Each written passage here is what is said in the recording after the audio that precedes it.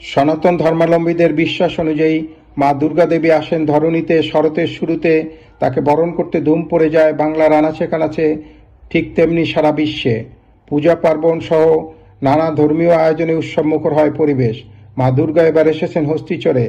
দেশের মতো প্রবাসেও শুরু হয়েছে এই দুর্গোৎসব। মণ্ডপে মণ্ডপে বেজে উঠছে ডাক, ঢোল, শঙ্খ আর উলুধ্বনি মা দুর্গা দেবীকে বরণ করতে। বাহারি পোশাকে সেজেছে পূজার আনন্দে সব বয়সের নারী পুরুষরা।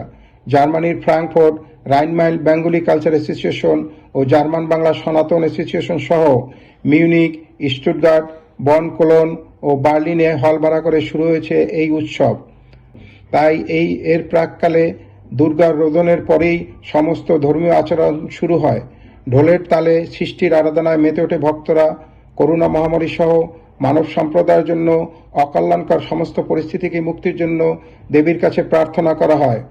ফ্রাঙ্কফুর্ট তথা জার্মানির সসম্মানিত সঙ্গীত শিল্পী ও রাইনমান বেঙ্গলি কালচার অ্যাসোসিয়েশনের সাংস্কৃতিক সম্পাদিকা তাপসী রায় বিশ্বের সকল প্রান্তে যে যেখানে রয়েছেন সকলকে জার্মানির ফ্রাঙ্কফুর্ট শহর থেকে আমি তাপসী রায় জানাচ্ছি শারদীয় শুভেচ্ছা।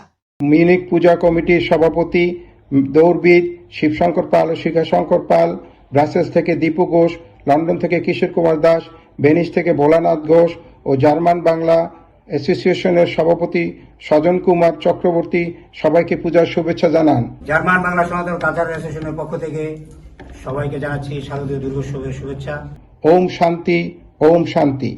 খান Liton, Frankfurt, Germany. NTV Bangla, সারাক্ষণ বিনোদন।